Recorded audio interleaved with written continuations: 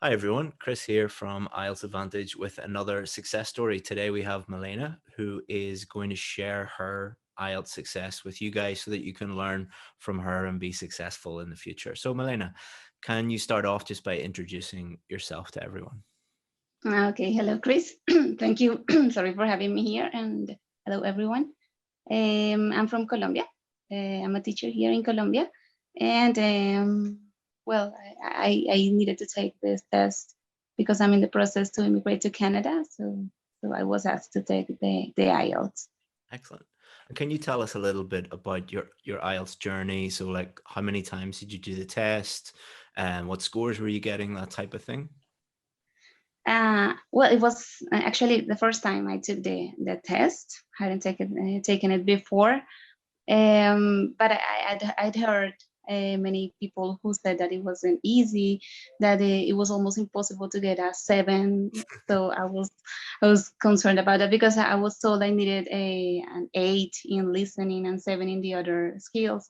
So I decided to start preparing myself before I take it, and well, it was good in the end. What score did you get?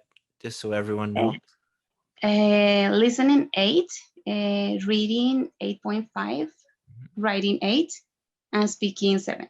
Excellent. For a first timer, those are amazing scores, especially the Okay, writing score. Not many people get that on the very first time. So, congratulations again.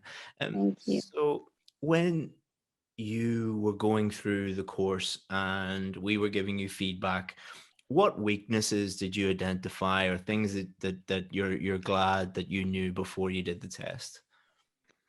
Well, especially for the listening part, because when I studied, I wasn't able to get the 8. I mean, the points that I needed to get an 8. And so I learned that I needed to identify what my mistakes were, and then starting to work on those mistakes, because it was at the very beginning when I started all this process. I thought it was only trying and trying and trying and trying until I got the score I needed, and it wasn't that way. I needed to identify what my mistakes were, and then I started working on those. That was one important part, and the other one was the writing, because when I started, I thought it was the easiest part. I said, okay, I don't think I need to prepare for the writing part, and I really did. I needed to prepare for that part. I discovered that there are many things that you need to learn, because sometimes, well, especially in my case, I'm a professional and I hold a master's degree, and I had to write a lot of essays and things in English. So I said, I think I'm ready. I don't think any preparation, I don't need any preparation for that. That was what I thought. But then I discovered that you really need to prepare for the writing the IELTS test, so that you know exactly what examiners want you to do, what they expect from you, and you are ready to organize your ideas, because time management is another important thing to consider. And when you prepare, so you go on, everything is easier. So let's focus on listening, and then we'll talk about writing again. Because there's a lot of people who need a band 8 in listening because they want to move to Canada or Australia and get those points. So if you were talking to someone who was maybe at a 6.5 or a 7 or 7.5 and they wanted to go to an 8 in listening, what advice would you give them? Um, well, the first thing I would say that person is that you need to get the level for an 8. I mean, just preparing for the test is not going to give you a higher English level than the one that you have. So you need to start working on your listening skills, practicing listening to podcasts, watching movies, and well, all those things that you can do to improve your listening skills. And Mhm. once you have improved, then you start preparing for the test. And it is, I mean, the way it worked for me was, as I said before, trying, and then well, with the official material. That's the other important thing, because I was training with materials that were not official, and they were I don't know, sometimes too difficult or too easy. Yeah, Then I discovered that you need to prepare with the official materials. yeah. Then you start preparing, and of course go in and see what your mistakes were and start working on that. For example, it might be silly, but at the beginning I was making lots of mistakes with the spelling. in the first part of the listening, they generally have some spelling of a name or something. And I was making mistakes on that. And I said, well, that spelling is easy. Well, it's not that easy sometimes. Maybe it goes faster than you expect. Yeah. And I started working on that. Once I fixed that, I moved to other parts that I considered were giving me trouble. When I did the test, I think I got the first question wrong because I was daydreaming. I was thinking about the writing test or something coming up, and it was a car registration number. And I thought that they were going to repeat it. So I was daydreaming about something, and then I missed it, and I was like, it's so That's the focused, other. especially in the first part. I'm glad that the first part is the easiest part because that's you let your concentration slip for just 1 second, and then you can lose it. So That's the other important thing, and I had to work hard on that concentration part. Well, that was really difficult. If how you're not did you able to improve your concentrate, concentration? uh, I don't know how training and doing. I started working only on the first part, then I worked on the first, and then I moved to the second. Like uh, having it like longer each time, but it was really really difficult. I think concentration is key. Is key when you want to get an 80 in listening, especially.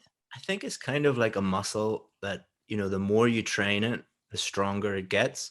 But you can't go to the gym once and work really hard one time and get better. I think a lot of people struggle with focus and concentration because they try and do some practice tests in one day or one week and it doesn't improve. And then they get very frustrated and they give up. And that's kind of like saying, I want to lose 10 kilos in a week. You can't do it in a week, but you could do it in a month or 2 months, Mhm. a longer time frame. And your first piece of advice about listening was, listen to podcasts, listen to English, those types of things. What you can do is if you can combine listening skills, improving your vocabulary and focus by, um, for example, listen to a podcast and just try and focus on new words or give yourself some kind of active task and see how Mhm. long, like time yourself on your phone or get a clock and see how long it takes you to, or how long you can focus 100%. And if you can only focus for 5 minutes, then the next day try in 7 minutes, and then the next day 9 minutes or 10 minutes, and then you slowly build up your focus and your concentration. Would you agree with that? I seen you nodding. Definitely, definitely, totally. And as you said before, hopefully doing it on a daily basis. Yeah. That's really important. I try to find the time because I have to work and I have a daughter and many things to do, but I needed to find the time to practice every day. Yeah, and there's a lot of opportunities in the day where you can practice your Mhm. listening. So, if you are in the car or on the bus or transport on the way to work or on your lunch break or, when you get up in the morning or when you're at the gym, there's a lot of places where you can be listening to English. And, there's so many opportunities to do that. And people listening to this might think that Milena's advice is quite simple, but it is really true and really, really effective. It is about surrounding yourself with English, listening every day, listening Mhm. consistently, identifying your weaknesses, and then working on those weaknesses. There's no, magic, complex secret about improving your listening. It really comes down to those things. And use the official listening test, as Milena said. Don't use fake ones because it'll either be Mhm. too easy or too difficult. Mhm. So imagine you're giving yourself advice, 6 months ago about writing. So you said that you have done a master's degree, you've done essays in English before. There's a lot of people who think that they're, oh, I've done stuff in English or I'm really good at essay writing already, and then they fail. They get 6.5 or 7 or Mhm. or something well below what they were expecting. How would you suggest to someone who's at that kind of level what they need to do on test day? Um, well, if they can find experts, to help them, that's great. I think that's important.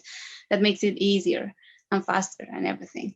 But again, finding official materials and samples of other essays so that they see that there is a specific structure or well, yes, one structure that can help you organize better your essays.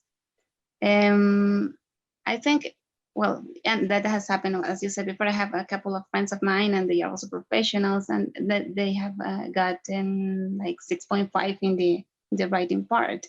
And they don't understand why, and now I understand why. Because, or maybe you can go and check, the rubrics, what they tell you to do in the writing part, and you read it, but maybe it's not that clear what you need to do. So if they can find the advice from people who are experts on it, that'll be great. And again, looking for samples of official tests, that's important. And there are different kinds of essays, so it takes time also. If it is possible, take your time, take enough time to prepare, especially for this writing part, because that was the part that took me the longest. Of the time. That's not easy. And as I said before, I thought it was the easiest part, and well, it's not that easy. It takes time, but once you start preparing, you can get the score that you need. Yeah, it definitely is the hardest part, because I think most people spend, hundreds of times longer listening and reading and speaking in English than they do. Very rarely, even in a classroom environment, do people sit down and write essays. It's just not a skill that most people spend a lot of time in. So one thing that I picked up on what you said was about structures and looking at sample essays. One thing that I would advise people is, instead of looking at sample essays and just copying chunks of writing and things like that, look at the sample essay and think about, okay, what structure did they use? How did they answer the question? How did they explain? What were their main ideas? How did they explain their main ideas? Rather than just what a lot of people do is, oh, I'll steal this sentence and I'll take this phrase. It's more about the overall structure, and what they do overall is really, really important. And as Milena said, you can, the quickest way to improving things is having someone look at it. The example I always use is, if your car is broken down, you can go onto YouTube or buy a book on how to fix a car, but it's much quicker just to bring it to a professional, bring it to a mechanic, and they can identify the problems. You don't really pay a mechanic or a doctor to fix you. Most of their expertise is going into diagnosing the problem and what the problem is. And I think a lot of people would benefit from that, aren't really understanding what their problems are. Would you agree, Milena? Yes, totally. And sometimes we don't even know how to write in our mother tongue, in Spanish. We don't even know how to write in Spanish sometimes. So it is hard to write it in English. And one thing that I consider important is that at the beginning I didn't think it was necessary, but I learned from you that we need to plan, to plan before start writing. And I said, no, how am I going to plan if I'm going to spend 5 minutes on doing that? I don't have enough time. But then I realized how important it was. And during the test, I planned. I took my 5 minutes or 4 minutes to plan, and it was great. I think on the contrary, it saves you time. Yeah. No, it's having that confidence to know, if I plan, it will save me time. Think of it as a map for your essay, or if you were going on holiday, you would plan your flights and your hotels, and you're investing that time so that you save time when you get to your destination. It's like Google Maps, for your essay is a plan. So any other advice before we finish up? You don't have to give any more advice if you think that's all, but any other advice you would give people who are in the same position as you? Well, not just, again, take your time to prepare. Take your time to prepare. It's not only, I think this is not only an English test, but it also tests other abilities that you need to have. You need to, Communication test more than yes, and concentration, and again, how to organize an essay. And well, there are many things, and read. You need to read a lot. Also, time management and skimming well, all the reading strategies. That's really important. So take your time to prepare, because you might get a lower score than the one that you really deserve. Maybe you cannot get a higher score than the one that you are, but you can get a lower one if you don't prepare. Yeah, you're quite rare because most students do the opposite to what you did. Most students do the test 2 or 3 times and then take it seriously and really put a lot of planning in and do a proper. You did the opposite, so you Yeah, saved I yourself a lot of time and money and stress. So, money. um, It's not a cheap test. I no, needed it's not. It's to not. save It's not a money. cheap test, but I think that it's one of the best investments that you can make because It you is. will move to Canada or you can move to any English speaking country and you will earn way more than hopefully than you would in your home country. So I think it'll pay for itself in the first month or week It's an investment, yes. there, Definitely. so I think it's a good investment, but yeah, unfortunately we haven't figured out how to do do English tests cheaply. I know, and I understand why it is expensive. I don't say it shouldn't be that expensive, but that was one of the reasons I decided to prepare before I take it for the first time.